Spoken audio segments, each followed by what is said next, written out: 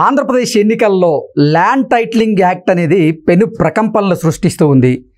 కేవలం ఈ land titling act వల్ల జగన్మోహన్ రెడ్డి అధికారాన్ని కోల్పోబోతున్నాడు అనేటువంటి ప్రచారం కూడా బలంగా జరుగుతున్నటువంటి నేపథ్యంలో ఈ ల్యాండ్ టైటిలింగ్ యాక్ట్ అనేది అద్భుతమైనటువంటి చట్టం అంటూ కేసీఆర్ కొనియాడేటువంటి ప్రయత్నం చేస్తున్నటువంటి నేపథ్యంలో ఇది ఇప్పుడు సర్వత్రా చర్చనీయాంశంగా మారింది. ఈ నేపథ్యంలో ఈ అంశం మీద చర్చించేందుకు ప్రస్తుతం మనతో పాటు ఉన్నారు ప్రముఖ రాజకీయ విశ్లేషకులు, ప్రముఖ సీనియర్ జర్నలిస్ట్ సిఎస్ రావు గారు. సార్తో మాట్లాడదాం. Sir, hi sir. హలో. ఆంధ్రప్రదేశ్లో ఎన్నికల నేపథ్యంలో ల్యాండ్ టైటిలింగ్ యాక్ట్ అనేది పెను ప్రకంపనలు అయితే సృష్టిస్తూ ఉంది. అసలు జగన్మోహన్ రెడ్డి తన అధికారాన్ని కోల్పోవడానికి ల్యాండ్ టైటిలింగ్ యాక్ట్ కూడా ఒక కారణం కాబోతోంది అంటూ ప్రచారం జరుగుతున్నటువంటి నేపథ్యంలో ల్యాండ్ టైటిలింగ్ యాక్ట్ అనేది చాలా మంచి యాక్ట్ అంటూ కూడా కొనియాడేటువంటి ప్రయత్నం చేస్తున్నారు కేసీఆర్ గారు. ఏంటి సార్ అసలు ఏం జరుగుతుంది? కేసీఆర్ కొనియాడుతున్నారు, ప్రశంసిస్తున్నారు, లేదా ఒక అంశం గురించి మాట్లాడుతున్నారంటే దాంట్లో నిగూఢమైనటువంటి అర్థం ఉంటుంది. ఇప్పుడు ఆంధ్రప్రదేశ్లో ల్యాండ్ టైటిలింగ్ యాక్ట్ ఎంత ప్రమాదకరమైందో ఆల్రెడీ ప్రజల మధ్యకు వెళ్ళిపోయింది. కేవలం ఈ యాక్ట్ కారణంగానే 3 to 4% ఓట్ బ్యాంకుని జగన్మోహన్ రెడ్డి నష్టపోతున్నారు అనేది తాజాగా వస్తున్నటువంటి సర్వేల్లో ఉన్నటువంటి సారాంశం. ఓకే. సో దాంతో డిజాస్టర్, అసలు జగన్మోహన్ రెడ్డి ఎట్టి పరిస్థితుల్లో అధికారంలోకి వచ్చే అవకాశం ఏం లేదు అనేటువంటి సర్వేలు వచ్చేస్తున్నాయి.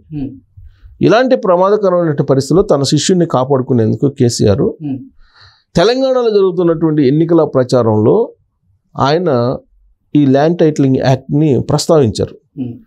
తెలంగాణలో జరుగుతున్నటువంటి ఎన్నికల ప్రచారం, దాని తీరు, దాని వ్యవహారం ఎన్ని వేరు.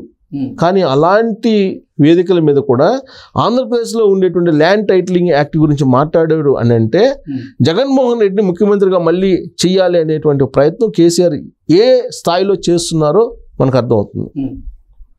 ఇక్కడేమో అసలు బీఆర్ఎస్ పార్టీ ఉంటుందో ఉండదో అనేటువంటి చర్చ నడుస్తుంది. ఆ పార్టీని కాపాడుకుంటాడా కాపాడుకోలేరా అనేటువంటి అనేది నడుస్తుంది. కానీ కేసీఆర్ మాత్రం ఆంధ్రప్రదేశ్లో జగన్మోహన్ రెడ్డిని గెలిపించడానికి ప్రయత్నం చేస్తున్నాడు. కారణం ఏంటంటే జగన్మోహన్ రెడ్డి అధికారంలోకి రాకపోతే బీఆర్ఎస్ పార్టీ దుకాణం బంద్ అవుతుంది అనేటువంటి ప్రచారం చాలా బలంగా జరుగుతుంది. దానికి కారణం ఏంటంటే కేసీఆర్ ఆ మధ్యకాలంలో ఏం చెప్పారంటే లోక్సభ ఎన్నికలు అయిపోయిన తర్వాత తెలంగాణలో రాజకీయ అనిశ్చితి వస్తుంది, రేవంత్ రెడ్డి సీఎంగా ఉండడు అనేటువంటి కామెంట్ చేశారు. కామెంట్ చేసిన తర్వాత దాని మీద విశ్లేషణలు అనేకం వచ్చాయి. వాటిల్లో ఒకటేంటంటే ఇప్పుడు ఉన్నటువంటి మంత్రుల్లో ఒకళ్ళు బాగా అత్యంత సన్నిహితులు జగన్మోహన్ రెడ్డికి. జగన్మోహన్ రెడ్డి ఏది చెప్తే అది వింటారు. జగన్మోహన్ రెడ్డి ద్వారానే ఆయన రాజకీయాల్లోకి వచ్చారు. ప్లస్ జగన్మోహన్ రెడ్డి తోటి ఆర్థికపరమైనటువంటి బలమైనటువంటి సంబంధాలు కూడా ఉన్నాయి. కాబట్టి కేసీఆర్కి అనుకూలంగా ఉండేలాగా జగన్మోహన్ రెడ్డి ద్వారా చక్రం తిప్పితే ఆ మంత్రి ప్రభుత్వం నుంచి బయటకు వచ్చే అవకాశం ఉంది. కొంతమంది ఎమ్మెల్యేలని 15 నుంచి 20 మంది ఎమ్మెల్యేలని చీల్చుకునేటువంటి సత్తా ఉన్నటువంటి మంత్రి అతను. కాబట్టి అతన్ని బయటికి తీసుకొస్తే కనుక రేవంత్ రెడ్డి పడిపోతాడు అనేది ఆయన ఉద్దేశము కేసీఆర్ది అనేది రాజకీయ విశ్లేషణలు గత కొన్ని రోజులుగా వినిపిస్తూ ఉన్నాయి. దానికి తగ్గట్టు అసలు ఈ ప్రభుత్వం ఉండదు అని చెప్పి బీజేపీ అంటుంది, బీఆర్ఎస్ మొదటి నుంచి అంటుంది. బట్ కాంగ్రెస్ పార్టీ కూడా, రేవంత్ రెడ్డి కూడా ఒక సందర్భంలో ఏం చెప్పాడు, నా ప్రభుత్వం మీద కుట్ర పడుతున్నారు అనేటువంటి అభిప్రాయాన్ని కూడా వ్యక్తం చేశాడు రేవంత్ రెడ్డి. పైకి చెబుతున్నప్పటికీ కూడా కుట్ర ఏదో జరుగుతుంది అనేటువంటి ఒక ఆందోళన అయితే అతనిలో కనిపిస్తూ ఉంది. ఇప్పుడు కేసీఆర్ చేస్తున్నటువంటి వ్యాఖ్యలను బట్టి చూస్తే కనుక ఎట్టి పరిస్థితుల్లో జగన్మోహన్ రెడ్డి ముఖ్యమంత్రిగా మళ్ళీ చేసి ఆంధ్రప్రదేశ్లో ఉండేటువంటి సంపదను దోచుకోవడంతో పాటు ఈయన ఇద్దరు కలిసి, గురు శిష్యులు ఇద్దరు కలిసి ప్రభుత్వాన్ని, ఇక్కడ రేవంత్ రెడ్డి ప్రభుత్వాన్ని కూడా కూల్చేయాలనేటువంటి ఒక పెద్ద టార్గెట్ పెట్టుకున్నట్టుగా ఆయన వ్యాఖ్యల్లో వినిపిస్తుంది. ఓకే. ల్యాండ్ టైటిలింగ్ యాక్ట్ గురించి ఆయన ఎందుకు మాట్లాడాల్సిన అవసరం, నాకు అసలు ఆంధ్రప్రదేశ్ రాజకీయాలతో సంబంధం లేదు, అక్కడ ఏం జరిగినా నాకు అసలు నేనేం రెస్పాండ్ కానని చెప్పి ఆయన చెప్పారు. చెప్పి ఒక 2 వారాల క్రితం జగన్మోహన్ రెడ్డి మళ్ళీ సీఎం వస్తున్నాడు నా అంచనా ప్రకారం అని చెప్పి ఆయన ఏదో ఒక పేలు వదిలాడు. ఇప్పుడు మళ్ళీ ల్యాండ్ టైటిలింగ్ యాక్ట్ గత వారం రోజుల నుంచి ప్రతి ఇంటికి వెళ్ళిపోయింది ఆంధ్రప్రదేశ్లో. దాని మీద చర్చ జరుగుతుంది. అసలు రేపు ఎలక్షన్ కూడా మే 11వ తారీఖు జరిగేటువంటి ఎలక్షన్ కూడా ల్యాండ్ టైటిలింగ్ యాక్ట్ కావాలా లేదా వద్దా దీని మీద ఎలక్షన్ జరుగుతుంది. ఎందుకంటే జగన్మోహన్ రెడ్డి కూడా ఈ ప్రతి వేదిక మీద కూడా ల్యాండ్ టైటిలింగ్ అనేది భూ హక్కు భూ రక్షణ కోసం నేను తీసుకొచ్చాను, అది అమలు చేసి తీరుతానని చెప్తున్నాడు జగన్మోహన్ రెడ్డి. ఆయన చెప్తున్నటువంటి పరిస్థితుల్లో అసలు మీకు ఆ చట్టం కావాలా వద్దా అనే దాని మీదనే ఎలక్షన్ ఉంటుంది. ఓటు వేసేటువంటి ప్రతి ఆంధ్రప్రదేశ్ ఓటరు పోలింగ్ బూత్లోకి వెళ్ళిన తర్వాత ల్యాండ్ టైటిలింగ్ యాక్ట్కి అనుకూలంగా ఓటు వేస్తున్నాను కాబట్టి నా భూమి పోతుంది అని అనుకునే వేయాలి. లేదు నాకు వద్దు ల్యాండ్ టైటిలింగ్ యాక్ట్ వద్దు అనుకుంటే జగన్మోహన్ రెడ్డికి వ్యతిరేకంగా వేస్తారు. ఇదే జరిగేది. ఒకవేళ కనుక జగన్మోహన్ రెడ్డికి వేస్తే నీ భూమిని నువ్వు ఇస్తున్నట్టే, జగన్మోహన్ రెడ్డికి రాసిస్తున్నట్టే ఫీల్ అయిపోయి నువ్వు ఓటు వేయచ్చు. అది ఆ ల్యాండ్ టైటిలింగ్ యాక్ట్. దాంట్లో డెప్త్కి వెళ్తే కనిపిస్తున్నటువంటి సారాంశం ఆ ల్యాండ్ టైటిలింగ్ యాక్ట్లో.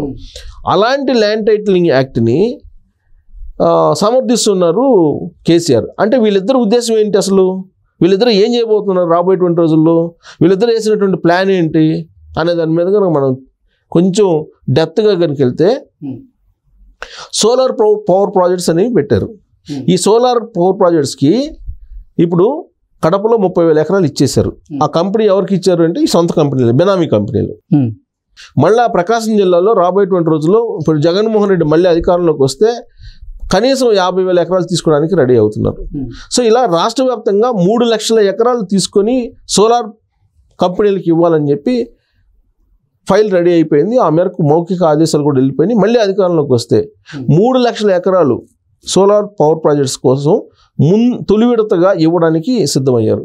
ఈ సోలార్ పవర్ ప్రాజెక్ట్స్ ఎవరివి అని అంటే బినామీ కంపెనీలు. ఎవరెవరు బినామీ కంపెనీలు అంటే కల్వకుంట్ల ఫ్యామిలీ, అలాగే జగన్మోహన్ రెడ్డికి సంబంధించిన బినామీ కంపెనీలు అనేది. ఎందుకంటే ఈ ఇద్దరు కలిసే వ్యాపారాలు చేస్తున్నారు, ఇద్దరు కలిసే ప్రాజెక్టులకి సంబంధించినటువంటి కాంట్రాక్టర్లను పెట్టుకున్నారు. నువ్వు చూస్తే ఇద్దరికి సంబంధించినటువంటి కాంట్రాక్టరే ఇప్పుడు మీడియా రన్ చేస్తున్నాడు, ప్రధానమైనటువంటి మీడియాని కూడా రన్ చేస్తున్నారు. అందుకే ఇప్పుడు జగన్మోహన్ రెడ్డికి రోజు డబ్బా కొడుతున్నారు. దాంట్లో బ్లూ మీడియాలో కలిసిపోయింది, అది కూడా పింక్ మీడియా అలాగూ డబ్బా కొడుతుంది.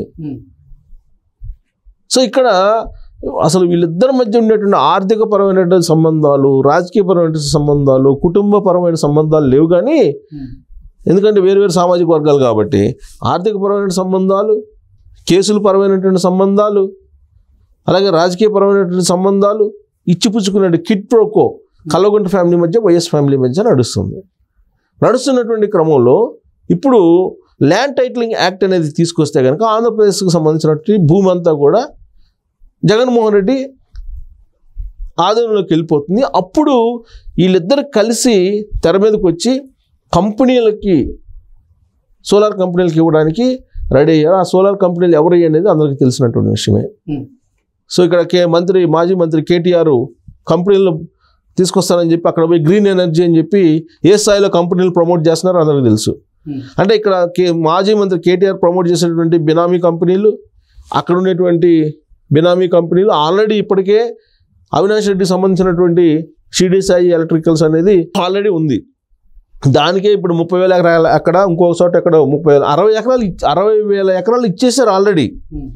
రాబోయేటువంటి రోజుల్లో 3 లక్షల ఎకరాలు తొలి విడతగా ఇవ్వడానికి సిద్ధమయ్యారు. ఇది ఒకవేళ తప్పైతే మీరు క్రాస్ చెక్ చేసుకోవచ్చు ప్రభుత్వంలోకి వెళ్ళి, లేదా రైట్ టు ఇన్ఫర్మేషన్ యాక్ట్ కింద మీరు చూసుకోవచ్చు. 3 లక్షల ఎకరాలు తొలి విడతలు ఇవ్వడానికి. ఆ తర్వాత మళ్ళీ విడతలు ఎంత ఇస్తారో తెలియదు. యాక్చువల్గా అంతర్జాతీయంగా ఉన్నట్టు నిబంధనలు, లేదంటే గుజరాత్లో ఈ సోలార్ పవర్ ప్లాంట్కి ఇచ్చినట్టు నిబంధనల ప్రకారం మెగావాట్కి 3 ఎకరాలే, కానీ మెగావాట్కి 6 ఎకరాలు చొప్పున ఇచ్చారు వీళ్ళ కంపెనీలకి, బినామీ కంపెనీలు కాబట్టి ఈ ల్యాండ్ టైటిలింగ్ యాక్ట్ తీసుకొచ్చి వీళ్ళిద్దరు కలిసి చేసేది ప్లాన్ అయితే అది. కానీ ఇప్పుడు ల్యాండ్ టైటిలింగ్ యాక్టే ఒక మెడ మీద కత్తిలాగా వేలాడుతుంటే జగన్మోహన్ రెడ్డికి, దాని నుంచి బయటపడేయడానికి కేసీఆర్ తన వాయిస్ని వినిపిస్తున్నాడు. ఏంది ల్యాండ్ టైటిలింగ్ యాక్ట్ అద్భుతం, నేను ఇక్కడ ధరణి పోర్టల్ని తీసుకొచ్చి మొత్తం రీసర్వే చేసి మొత్తం రక్షణ కల్పించాలనుకున్నాను, కానీ ఇక్కడ ధరణి పోర్టల్ రద్దు చేశారు. ఇప్పుడు అలాంటి ధరణి పోర్టల్ లాంటి చట్టం, ధరణి పోర్టల్ లాంటిదే అది కూడా, ఇది ల్యాండ్ టైటిలింగ్ యాక్ట్ కూడా, అలాంటి దాన్ని వ్యతిరేకిస్తున్నారు వీళ్ళు అని చెప్పి జగన్మోహన్ రెడ్డిని సపోర్ట్ చేస్తూ ఆయన మాట్లాడాడు. అంటే వీళ్ళిద్దరూ ఏ విధంగా రాబోయేటువంటి రోజుల్లో 2 తెలుగు రాష్ట్రాల్లో భూముల్ని తమ ఆధీనంలోకి తీసుకోవడానికి చేస్తున్నటువంటి ప్లాను ఎత్తుగడలు ఏ విధంగా ఉన్నాయనేది మనం అర్థం చేసుకోవచ్చు.